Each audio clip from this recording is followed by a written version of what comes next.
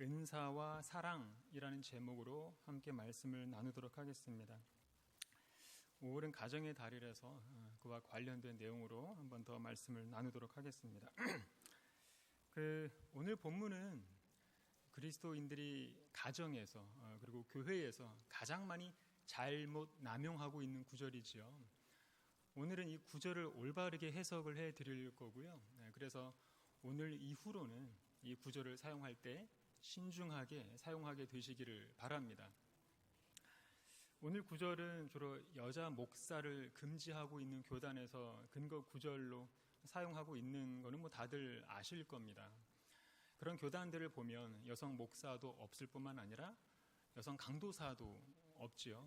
이 말은 여성의 설교권을 일체 인정하지 않는다는 뜻입니다. 저는 교단이 정한 지침에 대해서 옳다 그르다를 말하지 않을 거고요. 단지 이 두 구절을 객관적으로 해석만 해드릴 거기 때문에 적용은 성도 각자가 이제 알아서 판단을 하시면 되겠습니다. 자, 성경은 우리 시대 언어로 읽어도 충분히 이해할 수 있게 기록된 것은 맞습니다. 하지만 성경을 한글로 기록된 그 문자 그대로만 이해하게 되면 근본주의로 빠질 수 있기 때문에 위험하다고 말하는 겁니다. 그래서 성경은 항상 배경, 목적, 원어의 뜻, 그런 것들까지 다 확인해 가면서 읽어야 사람이 편협하지 않게 되고 오류에 빠지지 않게 되거든요.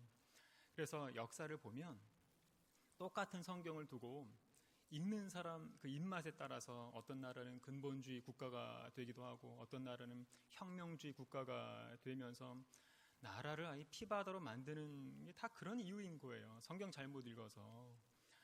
교회 안에도 보면 항상 이렇게 한쪽으로 쏠려 있는 분들이 어딜 가나 있게 마련이더라고요. 그래서 성경은 잘 분별해서 읽어야 되는 겁니다.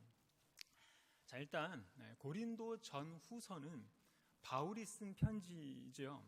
바울이 에베소 교회를 개척하고 이제 돌보고 있는데 고린도 교회 성도로부터 한 통의 편지를 이제 받습니다. 그 성도가 쓴 편지를 보니까 완전 충격 그 자체인 거예요.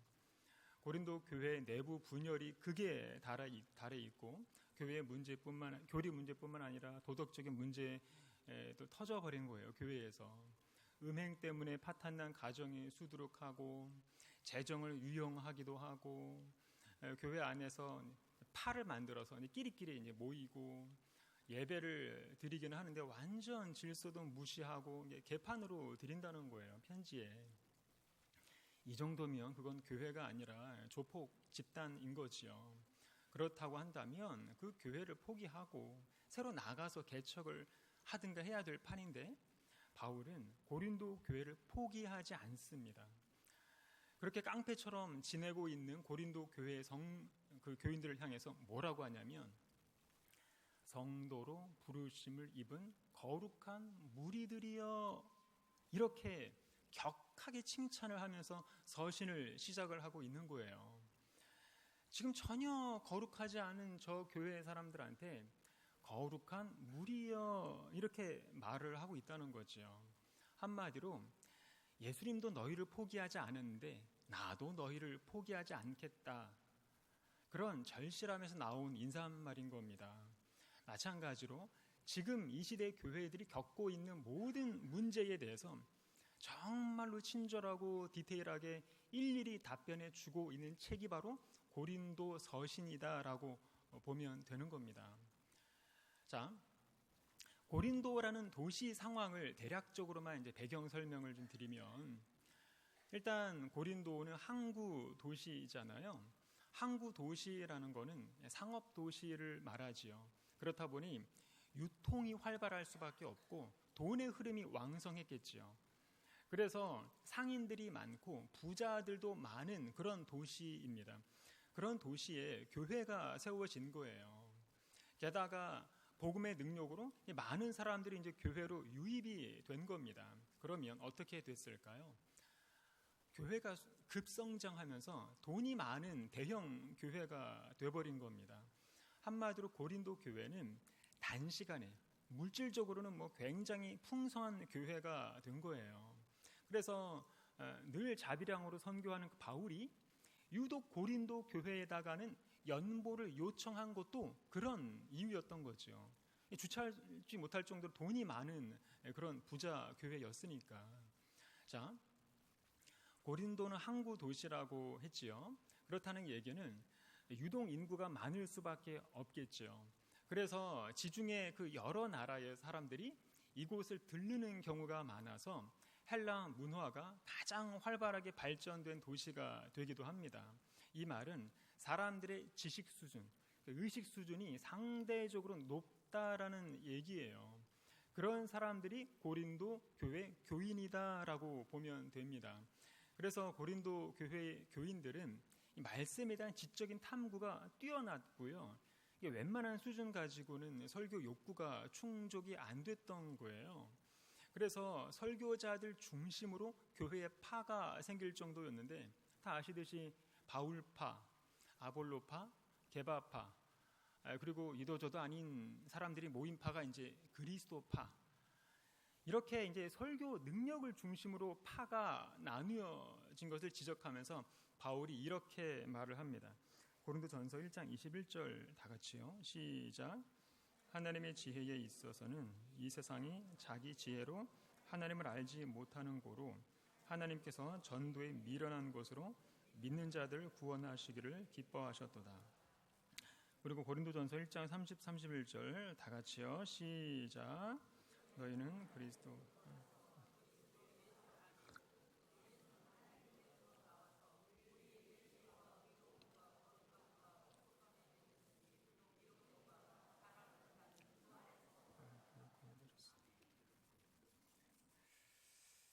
네, 주 안에서 자랑하라라고 했잖아요. 참, 무슨 말입니까?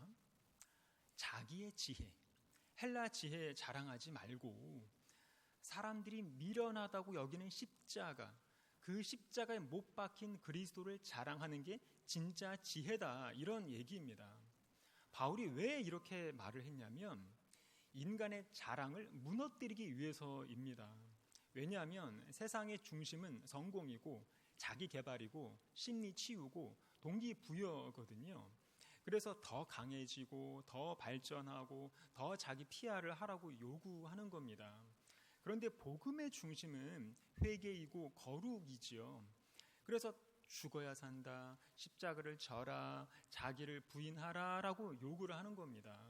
그렇기 때문에 결과적으로 복음 중심의 삶은 이 세상의 가치의 기준으로 볼 때 미련하게 보이는 거예요. 지금 우리의 모습과 다르지 않잖아요. 주일에 성도들이 이렇게 모여서 하는 대화들을 보세요. 대화의 중심 주제가 복음이고 십자가이던가요? 전혀 아니라는 거는 다 아시잖아요. 왜 그럴까요? 복음은 딱히 자랑할 만한 게 없거든요. 그래서 다들 세상의 것들 가지고 자랑하고 싶어서 안달을 하는 겁니다. 제가 오래전에 여러 학생한테 이제 편지를 받았는데 그 편지의 내용들이 뭐였냐면, 목사님, 성경을 쉽고 깊이 있게 가르쳐 주셔서 감사합니다. 그래서 말씀을 듣고 더 성경에 대한 궁금증이 생기게 되었고 성경을 삶 속에서 적용해 볼 마음이 생겼습니다. 이런 내용이었습니다. 저의 설교 스타일은 다 아시잖아요. 처음부터 지금까지 복음 중심이거든요. 아이들한테도 옛날부터 똑같이 복음 중심으로 설교를 해왔거든요. 그런데 아이들은 그 복음의 영향을 받고 있었구나라는 사실을 제가 깨달았던 거예요. 그래서 그 편지들을 받고 앞으로는 절대로 타협하지 않고 오직 복음 중심으로만 설교하겠다, 이렇게 더 용기를 얻게 됐던 겁니다. 그런데 우리는 어떻습니까? 교회에서 만나는 아이들한테 복음을 말하고 계십니까? 이번에는 어디 학교 갈 거야? 공부는 어떻게 하고 있어? 시험 잘 쳤어? 야, 누구 집사님 아이는 작년에 어디를 갔다던데 너는 어디를 가고 싶어? 어떤 학과가 유망하고 취직 잘 되고 등등. 아이들은 월요일부터 금요일까지 학교와 학원과 집에서 종일 그런 얘기를 들었을 텐데 교회까지 와서 그런 얘기를 듣고 있는 거예요. 옆에서 보니까. 아이들한테 복음으로 해주실 얘기가 그렇게 없으신가요? 혹시 복음 얘기, 십자가 얘기를 하는 게 미련해 보이시나요? 그런데 바울은 이렇게 말하는 겁니다. 십자가의 도가 멸망하는 자들에게는 미련한 것이요 구원을 받는 우리에게는 하나님의 능력이라. 그 당시 고린도 교회도 마찬가지였습니다. 자, 아까 고린도가 항구 도시라고 했지요. 그렇다 보니 지중해 그 다양한 국적의 사람들이 유입이 많을 수밖에 없었고, 그러면 자연스럽게 뭐가 많아질까요? 종교가 많을 수밖에 없지요. 그래서 1세기 때는 종교적인 영향이 강한 시대가 됐던 거고, 별별 희한한 종교가 이제 많이 유입이 됐던 겁니다. 10개가 넘는 거대한 신전이 한 도시에 세워질 정도였는데, 그 중에서 제일 유명하고 거대한 신전이 뭔지 아십니까? 사랑의 여신 아프로디테 신전이라고 합니다. 그리고 약간 이제 북쪽에는 치유의 신이라고 불리우는 아스클레피우스 신전이 있고, 도시 정중앙에는 아폴로 신전이 있었던 겁니다. 한마디로 지중해 그 모든 우상의 집합소였던 거예요, 이 고린도가. 자, 우상이 많다는 거는 뭐가 많은 걸까요? 음행이 많다는 겁니다. 우상과 음행은 밀접한 관계가 있거든요. 그래서 일본에 가면 2,000개의 우상이 있다고 하는데, 우상이 많은 일본에 동시에 뭐가 많겠습니까? 합법적인 성행위 업소가 전 세계에서 가장 많은 나라가 일본입니다. 그래서 일본을 성진국이라고 하잖아요. 성진국. 그러니까 그 우상은 자연적으로 성적 타락을 가져오게 마련인 겁니다. 왜냐하면 우상의 특징은 인간의 정욕이 만들어낸 정욕의 산물이기 때문에 우상은 성적 타락을 유도하게 되는 거예요. 자연스럽게. 아까 고린도의 그 제일 큰 신전이 뭐라고 했죠? 사랑의 여신 아프로디테 신전이라고 했잖아요. 그 신전 안에만 1,000명이 넘는 여사제가 있었다는 거예요. 여자 사제가 헌금을 받고 성행위를 합법적으로 해주는 거죠. 그게 죄를 없애주는 방법이라는 거예요. 유대인들이 죄를 없앨 때마다 성전에 가서 동물을 한 마리씩 바치는 것처럼, 사람들이 죄를 없애고 싶을 때마다 아프로디테 신전에 가서 여자 사제랑 이렇게 성행위를 하면 내 죄가 사라진다, 뭐 이런 거예요. 우리가 볼 때는 매춘인데 그 당시에는 그건 거룩한 연합이었던 겁니다. 신과 인간의 연합, 뭐 그런 거지요. 이런 문화에 익숙한 사람들이 이제 복음을 듣고 고린도 교회로 들어왔던 겁니다. 그런데 복음은 그런 성행위를 인정하나요? 전혀 안 하죠. 그런 모든 성적인 행위를 단호하게 죄라고 선언을 했던 거예요. 그런데 교회가 평안하고 안정적일 때는 아무런 문제가 없는데, 교회가 분열되기 시작하니까 교인들도 옛 본성이 스멀스멀 올라오기 시작을 했던 거예요. 교회가 흔들리니까 교인들도 흔들리기 시작하고, 그러면서 동시에 잠재되어 있던 정욕이 하나씩 이제 드러나면서 성적 타락이 이제 교회를 잠식하면서 가정이 무너지고 말았던 거지요. 고린도전서 5장 1절에 보면, 다 같이요, 시작. 너희 중에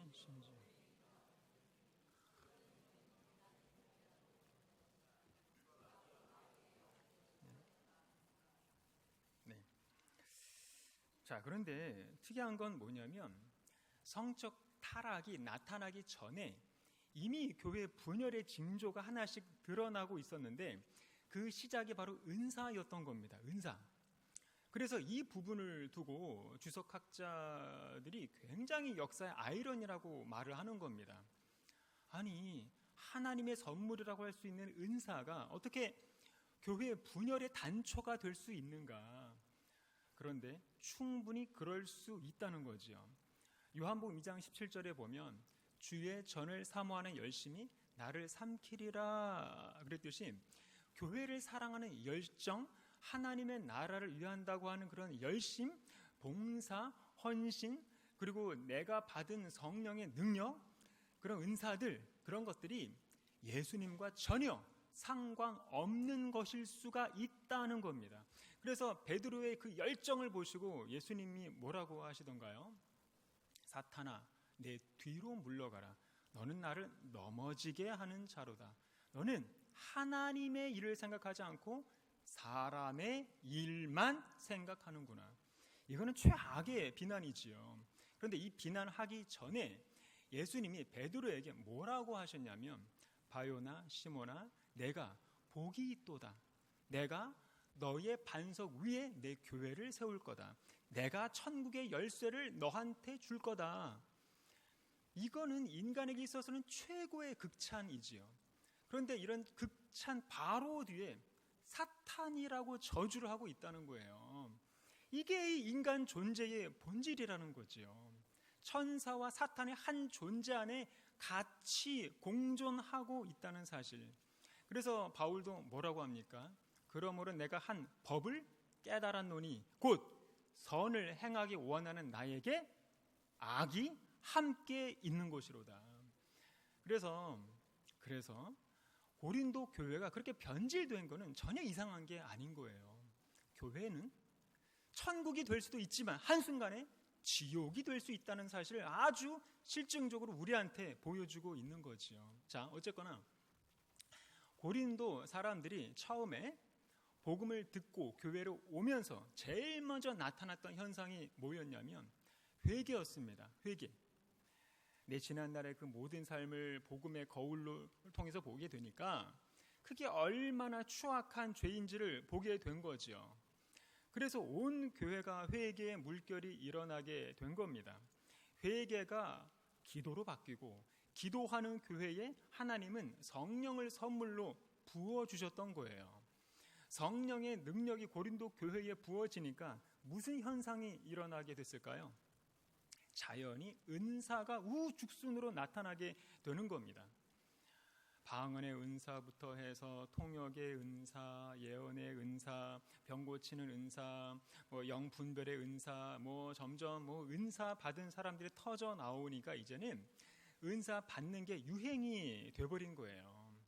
은사가 많아지니까 교회는 더 폭발적으로 성장을 하게 되고 교회는 순식간에 초대형 교회로 커지게 됐던 겁니다. 자, 그런데 문제는 여기서 시작이 됩니다.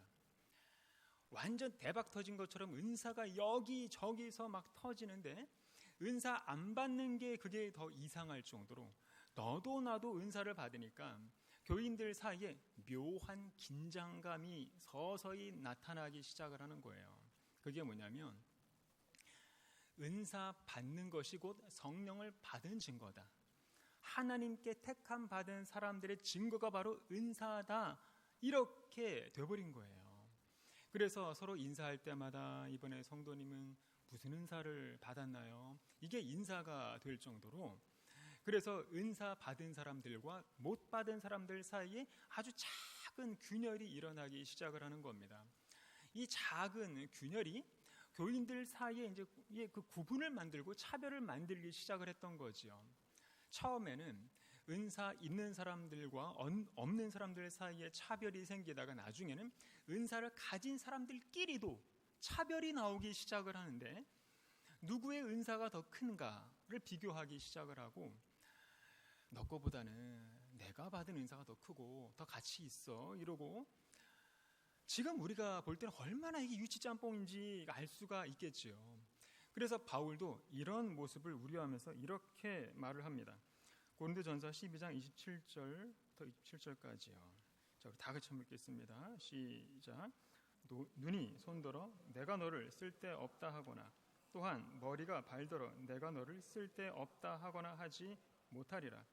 이뿐 아니라 몸에 더 약하게 보이는 지체가 도리어 요긴하고 우리가 몸에 덜 귀히 여기는 그것들을 더욱 귀한 것들로 입혀주며 우리의 아름답지 못한 지체는 더욱 아름다운 것을 얻고 우리의 아름다운 지체는 요구할 것이 없으니 오직 하나님이 몸을 고르게 하여 부족한 지체에게 존귀를 더하게 몸 가운데서 분쟁이 없고 오직 여러 지체가 서로 같이 하여 돌아보게 하셨으니 만일 한 지체가 고통을 받으면 모든 지체도 함께 고통을 받고 한 지체가 영광을 얻으면 모든 지체도 함께 즐거워하나니 너희는 그리스도의 몸이요 그리스도의 각 부분이라.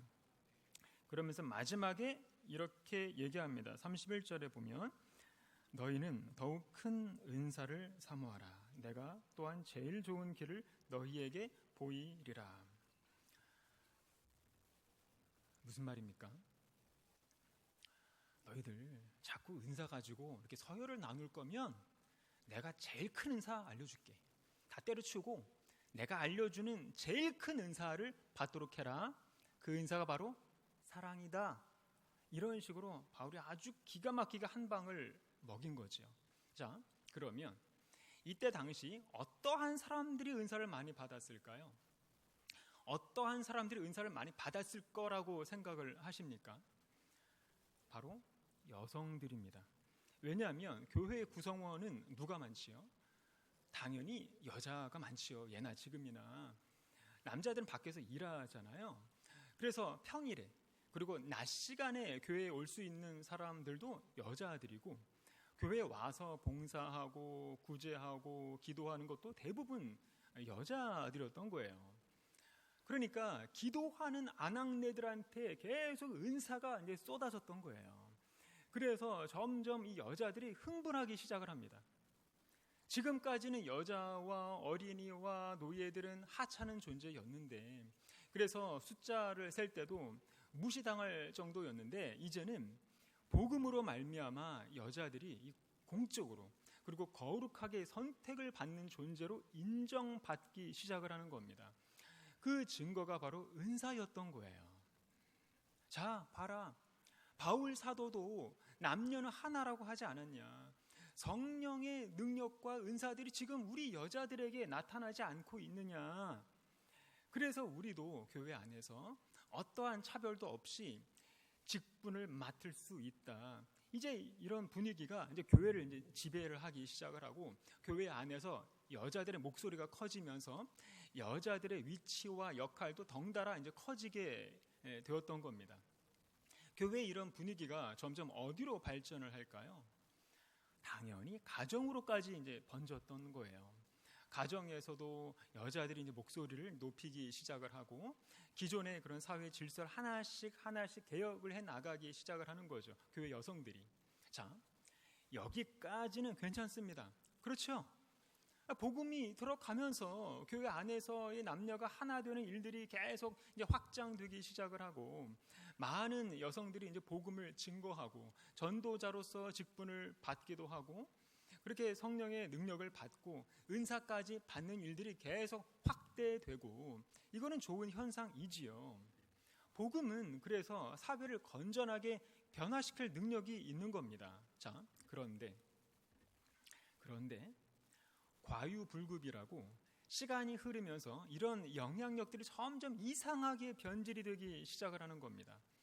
여성들이 이런 식으로 잘못된 사회 구조를 이렇게 개혁을 해 나가는 모습이 틀렸다는 게 아니라 그런 개혁을 무질서하게 그리고 폭력적으로 실행하는 모습이 틀렸다는 것을 바울이 지적을 하고 있는 겁니다. 그래서 바울이 이렇게 말을 합니다. 고린도전서 14장 40절에 보면 모든 것을 품위 있게 하고 질서 있게 하라.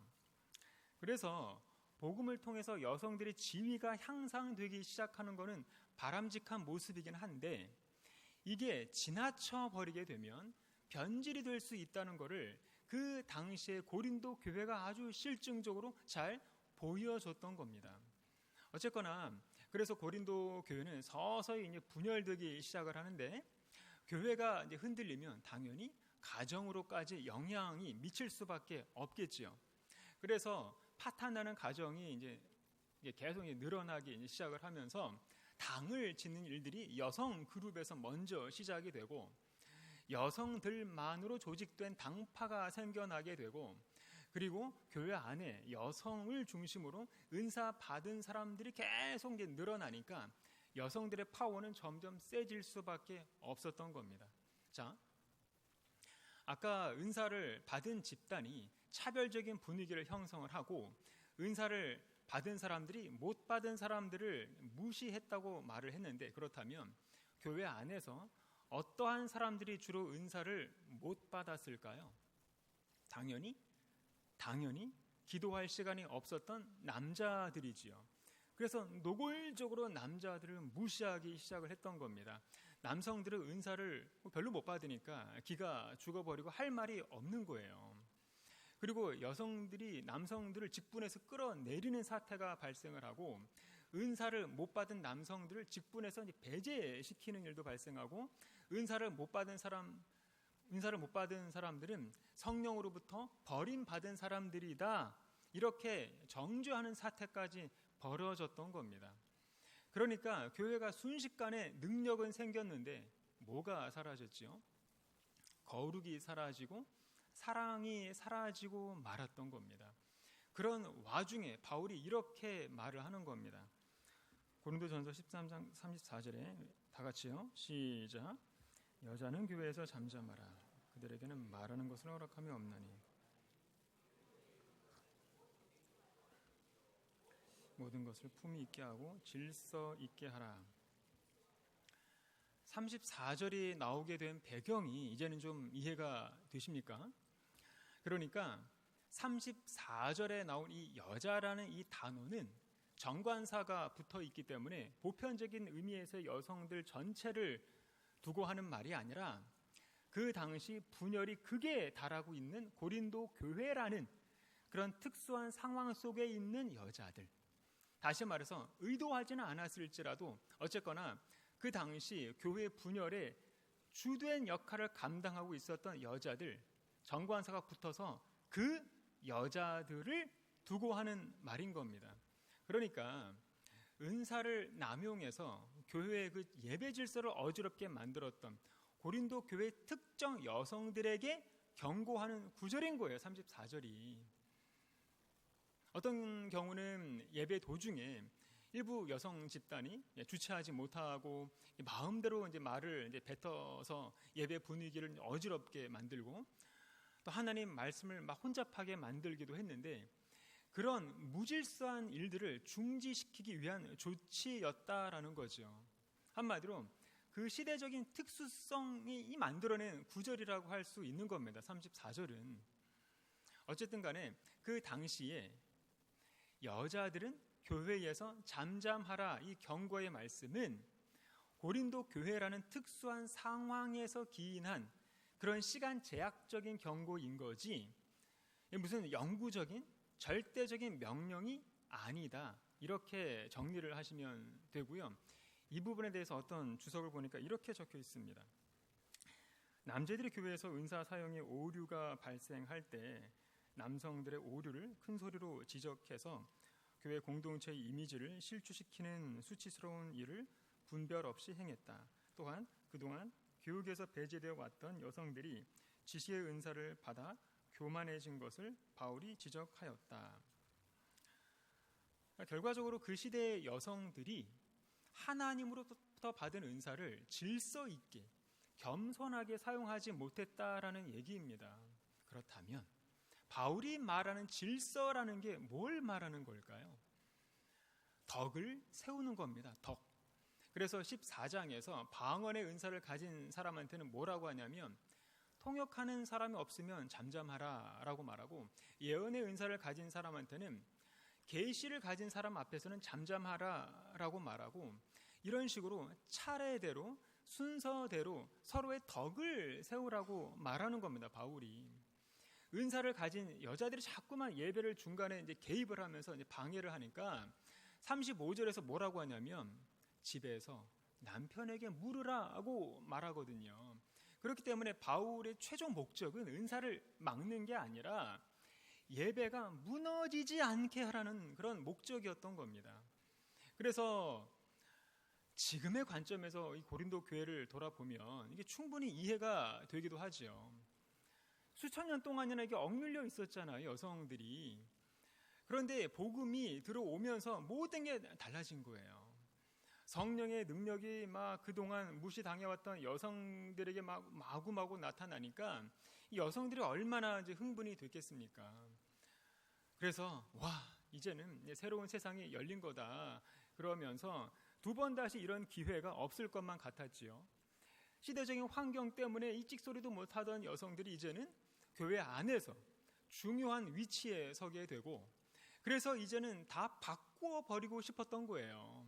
그런데 차례대로 했어야 됐습니다. 질서 있게. 시간이 좀 걸리더라도 은사 받은 그 모습을 너무 교만하게 자랑하면서 할 게 아니라 겸손하게 그리스도의 마음을 품으면서 덕스럽게 바꾸어 나갔더라면 지금 우리가 살아가는 이 시대도 어쩌면 이렇게까지 차별이 심하지 않았을 수도 있었겠지요. 쉽게 말해서 그때 당시 성령을 받은 그 무수히 많은 여성들이 온전한 교회를 세워나가는데 실패했던 겁니다. 솥한 대실이었던 거지요. 먼 미래를 바라보지 못하고 근시안적으로 지금 내 앞에 당면한 그 과제를 해결하고 싶은 그런 욕심이 급급했기 때문에 주님의 교회를 심각하게 분열시켜버리는 장본인이 됐던 겁니다. 여성들이. 좀 아쉬운 결과를 자초하게 된 거죠. 역사적으로 보면. 그래서 루터도 이 부분에 대한 설교를 하면서 이렇게 주석을 달았습니다. 우리는 하나님께서 남녀를 평등한 존재로 창조하셨다는 측면과 아울러 그러나 남녀 간의 분명한 질서의 순서와 기능 분담도 해주셨다는 사실을 동시에 이해해야 한다. 남자와 여자는 본질상 평등하나 창조의 순서와 기능의 순서가 있다. 그러니까 남녀는 완벽하게 일치되고 모든 것을 다 동등하게 할 수 있다. 하지만 순서적인 질서를 지키는 게 중요하다. 그런 말인 거예요. 동의가 되시나요? 저는 루터의 글을 읽고 이해가 됐습니다. 바로. 그러니까 무슨 말이냐면 남녀는 완벽하게 똑같다. 교회 안에서 남자가 하는 건 그게 무엇이 됐든 여자도 할 수 있다. 직분적, 기능적 차이는 없다. 다만 질서와 순서를 지키라 이런 얘기입니다. 쉽게 말해서 차례대로 하라는 거예요. 그게 뭐가 어렵습니까? 순서를 지키는 게. 내가 받은 은사가 성령의 선물이라면 다른 사람이 받은 은사도 존중해 줘야죠. 그 은사가 뭐든 간에. 그게 질서라는 거예요.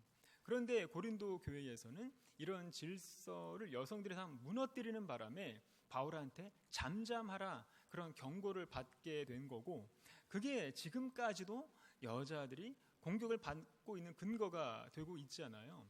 물론 지금은 전혀 상관없는 구절이라고 말씀을 드렸지만 어쨌거나 남자들이 자신들의 그 기득권을 지키려고 하는 그런 꺼리를 제공해 줬다는 것은 분명하다는 거죠.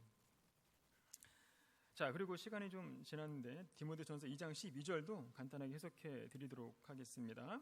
12절 말씀을 보면 여자가 가르치는 것과 남자를 주관하는 것을 허락하지 아니하노니 오직 조용할지니라 그랬는데, 이 구절만 보면 빼도 박도 못하게 돼 있지요.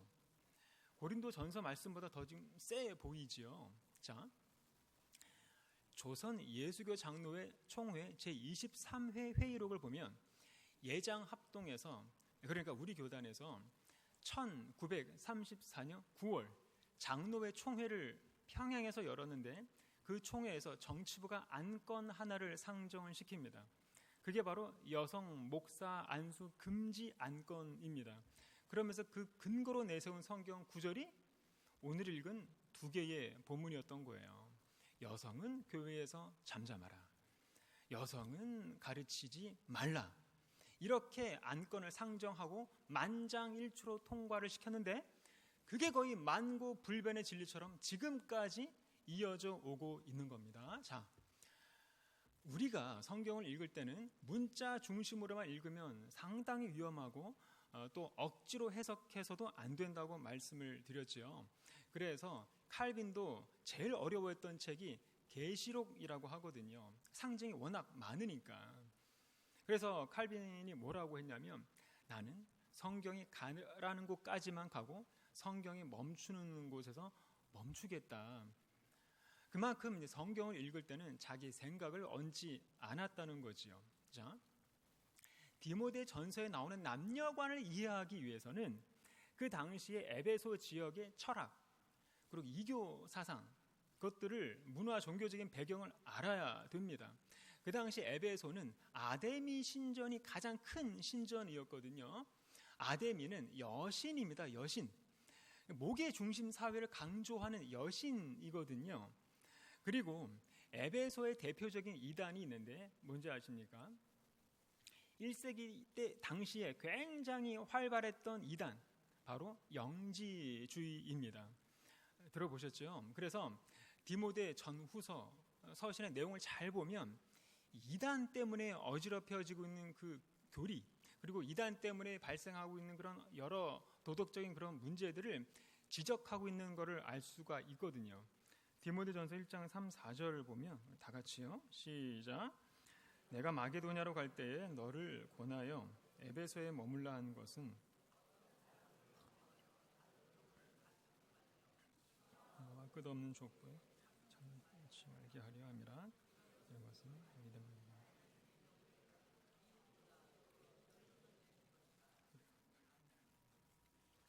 그러니까 에베소는 아데미 여신과 영지주의 이단이 활개치고 있었던 그런 도시이고, 그런 도시에 세워진 교회가 바로 에베소 교회이고, 그 에베소 교회를 담임하고 있는 디모데에게 쓴 서신이 바로 디모데 전후서가 되는 거지요.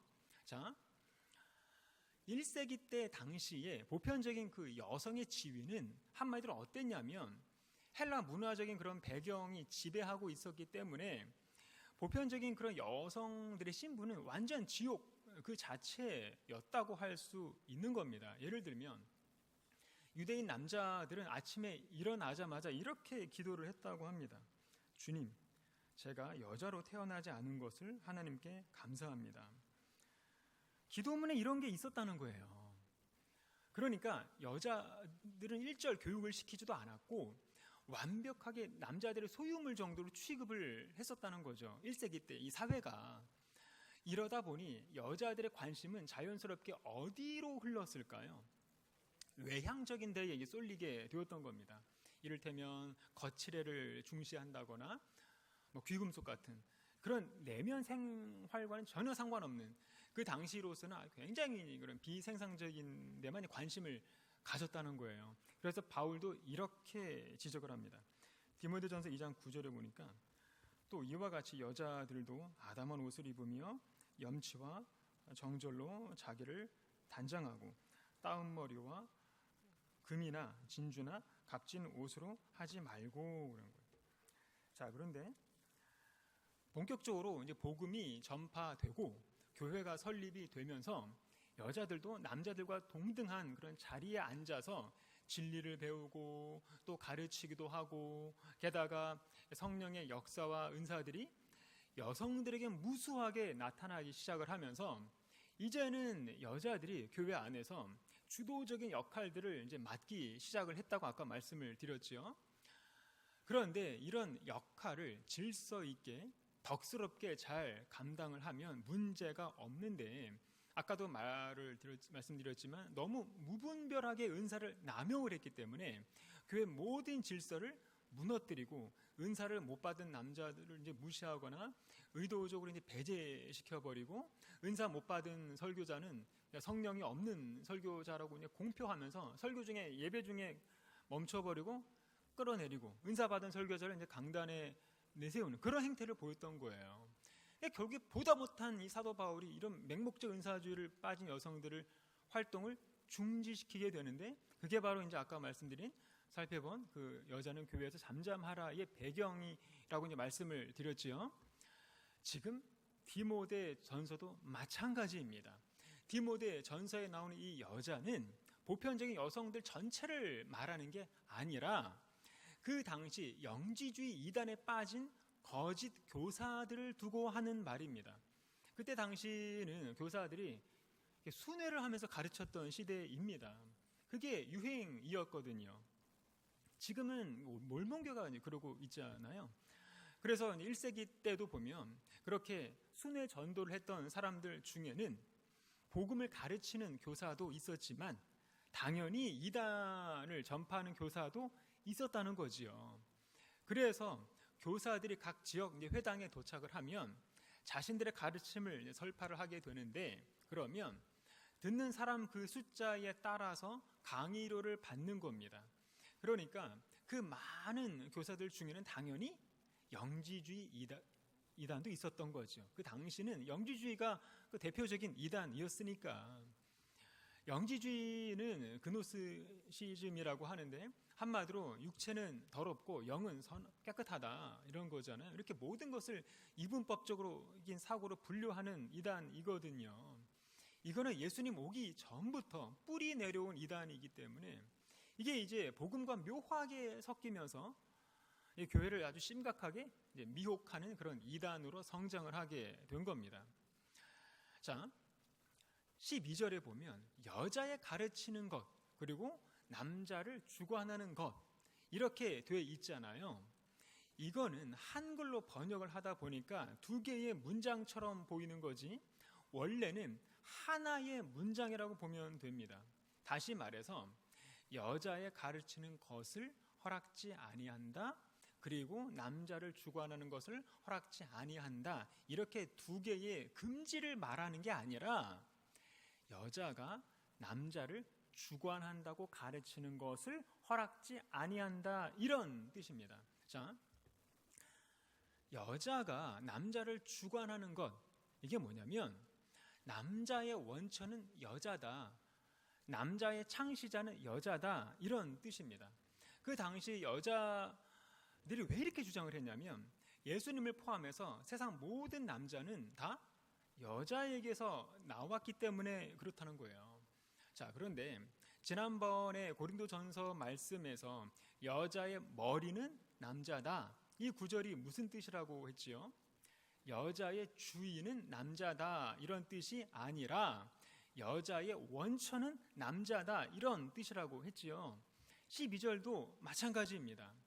그 당시 이 아데미 여신 문화가 주류이다 보니까 아데미 여신은 목의 중심을 강조한다고 했잖아요. 그러다 보니까 창조 질서를 뒤집어 버린 거예요. 남자의 근원, 남자의 원천은 여자라는 거죠. 그러니까 사도 바울은 그 당시 엄청 유행하고 있었던 아데미 여신의 잘못된 가르침을 반박하는 차원에서 12절을 언급하고 있었던 겁니다. 그래서 12절을 풀어서 말을 하면 이렇게 되는 거죠. 여자가 마치 남자의 원천이고 남자의 창시자라고 가르치는 이단 사상을 허락지 아니하노니 오직 조용할지니라, 이런 뜻인 거예요. 그래서 14절에 보면 디모데전서 2장 14절에 아담이 속은 것이 아니요 여자가 죄에 속아 죄에 빠졌음이라 그랬는데, 이 구절도 무슨 여자의 실수를 뒷받침하는 근거로 써먹기 위해서 바울이 인용한 게 아니라 그 당시 영지주의 가르침을 반박하는 차원에서 나온 문장인 거예요. 그 당시 영지주의 가르침이 뭐라고 돼 있냐면 하와가 속은 것이 아니고 아담이 속았다, 이렇게 돼 있습니다. 그러니까 그런 이단의 가르침이 틀렸다는 것을 언급하기 위한 거지 여성들을 올가매기 위한 게 아니라는 거예요, 이 구절이. 그래서 항상 보면 성경은 특수한 배경 하에서 언급되는 경우가 많다는 것을 알아야 됩니다. 자, 아까 에베소 지역의 두 가지 특징 뭐라고 말씀을 드렸지요? 아데미 여신 중심의 문화라고 했죠. 그리고 또 하나 뭐가 활개쳤냐면 영지주의 이단이 활개를 쳤다고 했습니다. 다시 말해서 오늘 본문에 언급되는 이 여성은 잘못된 문화와 잘못된 가르침에 빠져 있는 여성들, 그 여성들을 지칭하면서 조용하라 라고 명령을 내리는 겁니다. 왜냐하면 그때 당시 영지주의 이단들이 주로 누구를 공략을 했냐면 교회에서 복음을 가르쳤던 여자 교사들을 집중적으로 미혹을 했거든요. 창세기에 보면은 처음에 사탄이 공격했던 대상은 아담이 아니라 하와였잖아요. 그거는 성경에 기록된 팩트지요. 근데 사람들이 자꾸 뭐라고 소설 쓰냐면 사탄이 남자를 미혹하면 안 넘어갈 것 같으니까 대신에 이 귀가 얇은 여자들을 공격을 했다. 이런 식으로 자꾸 소설을 쓰고 싶어 하거든요. 어쨌거나 사탄이 아담을 공격을 했어도 아담은 넘어갔을 겁니다. 분명히. 그런데 이미 사건은 벌어졌잖아요. 최초에 사탄은 여성을 선택을 했고 결국 하와가 미혹에 넘어갔지요. 14절은 그거를 지금 얘기하고 있는 거지 무슨 여성의 열등성을 언급하고 있는 게 아니라는 겁니다. 남자든 여자든 다 연약을 하죠. 인간인데 미혹하면 다 넘어가게 돼 있죠. 누구나. 어쨌거나 에베소 교회에 침투했던 영지주의 이단은 주로 복음을 가르쳤던 여성 교사들을 이제 공격 대상으로 삼았던 거예요. 왜 그랬는지는 이유는 안 나옵니다. 아마도 교회 구성원들 중에서 여성들이 많았기 때문일 수도 있고 또 낮 시간에 교회에 많이 오는 대상이 여성이 대부분이었기 때문에 그랬을 수도 있고 그리고 그때 당시는 아데미 여신 사상이 지배적인 문화였기 때문에 여성의 영향력을 고려해서 여성들을 주 타깃 대상으로 삼았을 수도 있습니다. 중요한 건 여자들이 영지주의 이단의 그 가르침에 미혹을 많이 당했다. 이거는 팩트라는 거고요. 그런 여자들, 그러니까 영지주의 이단에 미혹당한 여자들이 잘못된 복음을 전달하는 통로가 되었기 때문에 그런 여자들더러 오직 조용할지니라 이렇게 경고를 했던 거예요. 바울이. 그래서 오직 조용하라 이 말은 여자는 입 다물고 가만히 있어라 이런 뜻이 아니라 원어에 보면 조용하게 수용해라 이런 뜻입니다. 조용하게 수용해라. 쉽게 말해서 지금 너희들은 이단의 가르침이 아니라 온전하신 하나님의 말씀을 조용하게 수용해라, 배워라 이런 뜻입니다. 그러니까 바울이 볼 때 많이 교만했던 것 같아요. 그 당시 여성들이. 항상 이게 교만이 문제지요. 어딜 가나. 복음은 사람을 낮추는데 지식은 사람을 교만하게 만들지요. 그 당시 영지주의의 그 지식이 사람을 교만하게 만들었던 거고 바울은 그런 가르침의 원천을 차단하지 않으면 안 되었던 겁니다.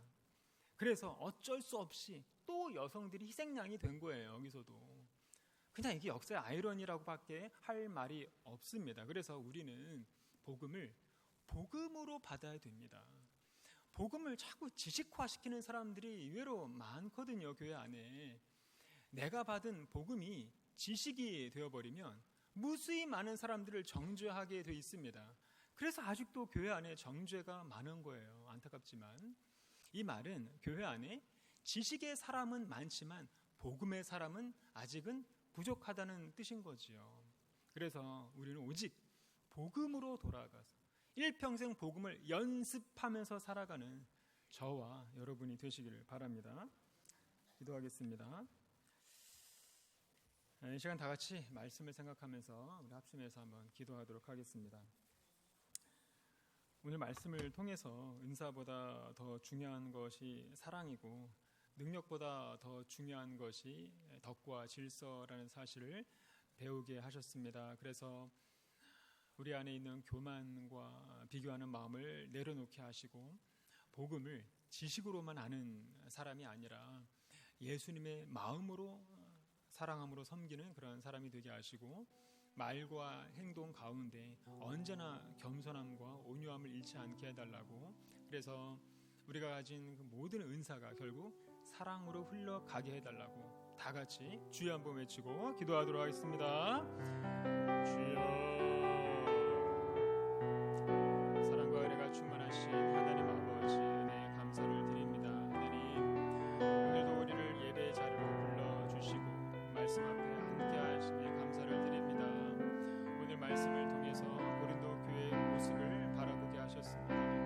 은사를 받았지만 사랑을 잃어버렸던 교회, 능력은 열심은 있었지만 겸손을 잃어버렸던 그 교회, 말씀은 많았지만 십자가를 사라져갔던 그런 교회, 아버지 그 교회 모습이 바로 오늘 우리의 모습일 수 있음을 사실 앞에서 우리도 두렵고 떨리는 마음으로 나오게 해주시옵소서. 우리 안에도 아버지 예수님 말하지만 정작 삶의 중심에서는 세상을 붙들고 살아갈 때가 너무 많았습니다.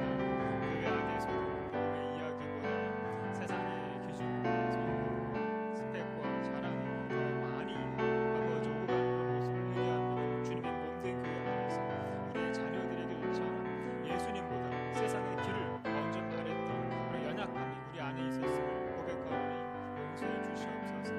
십자가의 도를 미련하게 여겼던 아버지 우리의 교만을 용서하여 주시옵소서.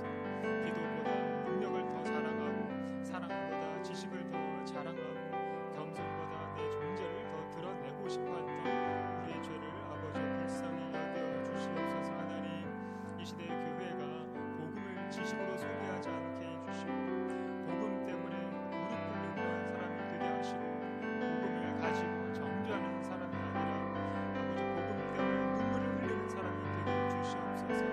우리 교회 안에서 질서가 회복되게 하시고 그 질서가 사람을 억압하는 그런 율법주의가 되지 않게 하시고 그렇다고 자유라는 이름으로 무질서를 정당화하지 않게 도와주시고 성령 안에서 덕을 세워나가 아버지 여기서 예수님의 마음으로 자신을 더 낮추는 그런 질서를 배우게 해주시옵소서. 하나님, 우리의 다음 세대를 기억하여 주시옵소서.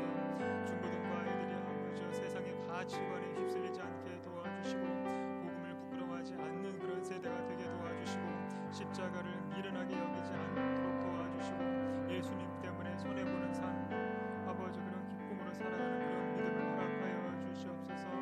아버지 아이들이 아버지 하나님 교회에서 세상 이야기만 듣다가 돌아가는 것이 아니라 복음을 듣고 예수를 만나고 하나님의 사랑 안에서 자신이 누구인지를 발견하도록 도와주시옵소서.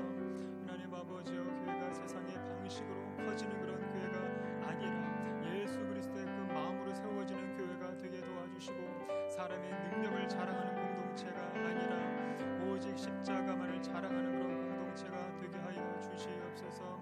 마지막 때일수록 더 많이 기도하게 하시고 더 많이 낮아지게 하시고 더 많이 복음 앞으로 돌아가게 해주시옵소서. 오늘도 우리의 날마다의 삶이 아버지를 사랑하는 그런 순결한 그런 믿음이 되도록 인도하여 주시옵소서. 사랑과 은혜가 충만하신 하나님 아버지, 은혜에 감사를 드립니다. 종들을 긍휼히 여겨주시고 불쌍히 여겨주셔서 우리 안에 구별의식이 사라지고 예수의 마음, 겸손의 마음, 종의 마음을 회복해 주시며 감사를 드립니다. 하나님의 말씀이 성경을 역사적으로 잘못 해석해 온 것에 대한 그런 패단을 인정하면서 이제는 말씀을 말씀으로 받고 순종하게 하시고 성경을 내 의의 도구로 이용하지 않게 하시고 비판과 정죄의 도구로 이용하지 않게 해주시고 누군가의 기득권을 지키려는 그런 도구로 성경이 이용되지 않게 해주시고 성적인 약자들을 억압하는 그런 억압의 도구로 이용하려는 그런 죄악이 아버지 이 시대의 교회 안에서 다시는 일어나지 않게 해주시옵소서. 말씀 앞에 경외함을 가지고 모든 성경을 내 개인의 욕심으로 사사로이 풀지 않게 하시고 성경이 가라는 곳까지만 갈 수 있는 그런 믿음과 용기가 있게 해주시옵소서. 그래서 교회 안에 그리스도의 그 참된 복음만이 증거가 되게 하시고 복음을 지식화시키지 않게 하시고 십자가의 복음으로 말미암아 자기를 부인하는 그런 그리스도의 겸손의 본을 실천할 수 있도록 인도해 주시옵소서. 그래서 교회 안에 은사가 겸손과 섬김의 정신으로 사용되게 도와주시고 나보다 남을 더 낮게 여기는 그런 십자가의 흔적이 우리 입술 가운데 가득하게 해주시옵소서. 감사드리며 거룩하신 예수님의 이름으로 기도드립니다.